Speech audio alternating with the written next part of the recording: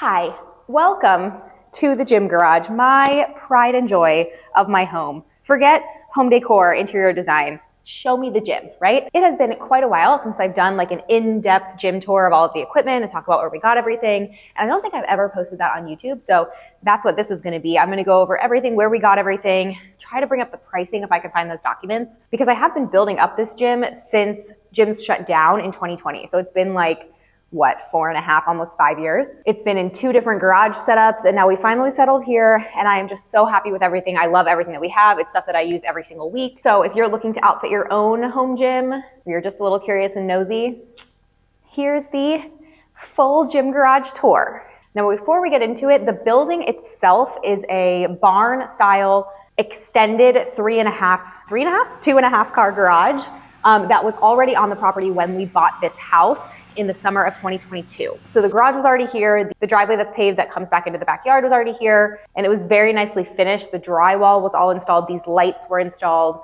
and the heating unit with the thermostat was already installed. The people who owned the house before us kept like a classic car back here and had like a dartboard and a wood shop table. But when we saw it, we knew this was our house and this was our gym. So all we had to do was paint. I know you're admiring the cool paint job. Put up the mirrors and roll out the floor, and then we could fill it with our equipment. Speaking of the flooring, that's the first question I often get. Let's zoom in. Where can I show you the flooring? This flooring is a recycled rubber matting. It's about maybe not quite half an inch thick, and we ordered it from Kodiak Athletics. The square footage in here is about 25 by 30 feet, so we were able to order 4-foot wide rolls and then roll them lengthwise across the gym. So we have like 7 rolls of matting, and we got them as close together as we can. They've sort of shifted over the past couple of years, but it's holding up really, really well. You can get a similar product at like farm supply stores if you look for horse stall mats. They come in like 2x4 or 4x6 mats.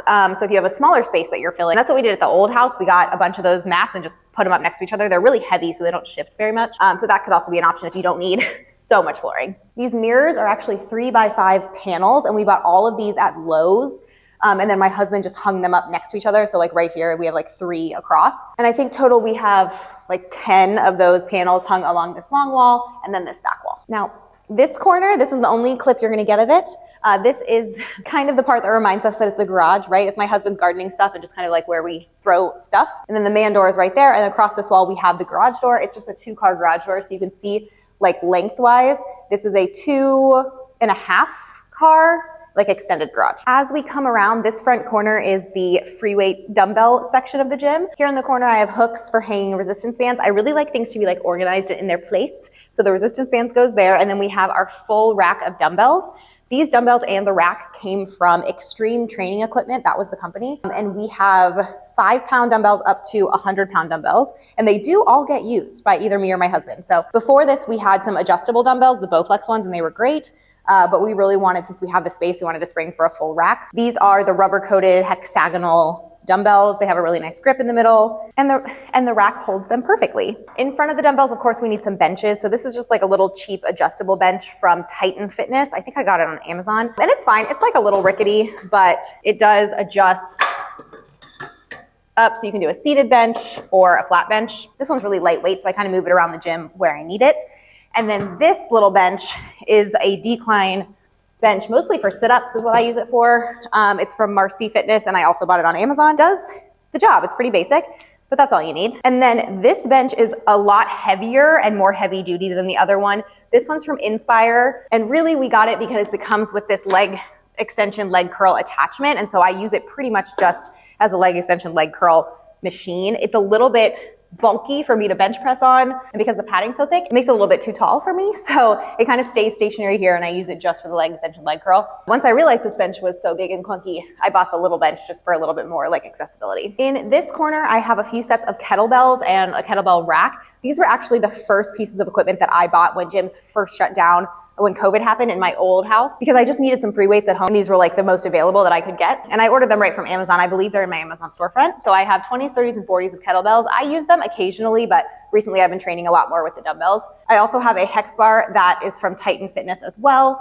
And I almost never use that. I think it's a really great teaching tool, but I almost never use it. So it just kind of lives right there.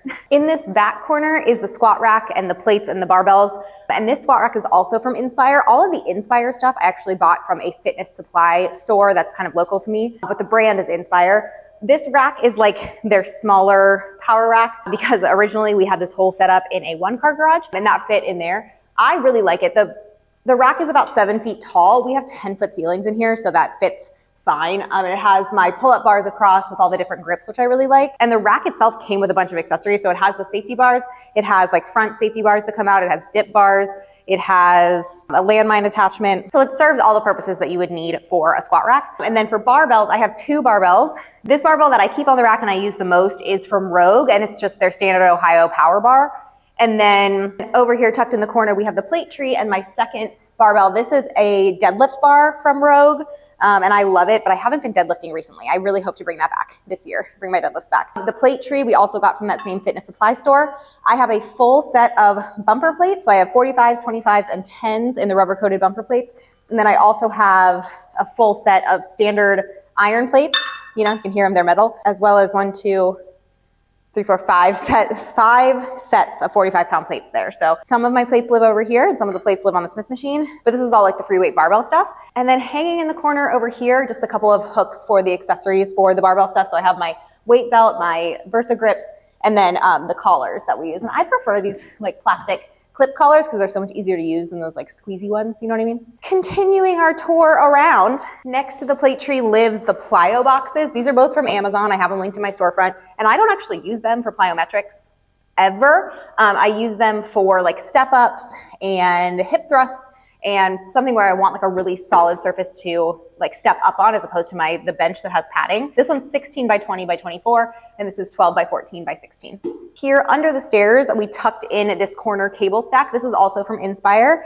I think having a cable setup is one of the things that really elevates a home gym from being like a home gym to being kind of a fully capable gym, because now with the cables, you have the ability to do pulling exercises. You can get away with doing pulling exercises with bands, but it's just not as good of a resistance. So this is actually a dual stack. It has 2 cable setups. You can either do one or both cables at the same time, and it came with a ton of attachments. This is one of those first things that I bought. I think I've had this cable stack since 2021, and it works beautifully. It's very smooth. And then I also have up here my hook for my suspension straps.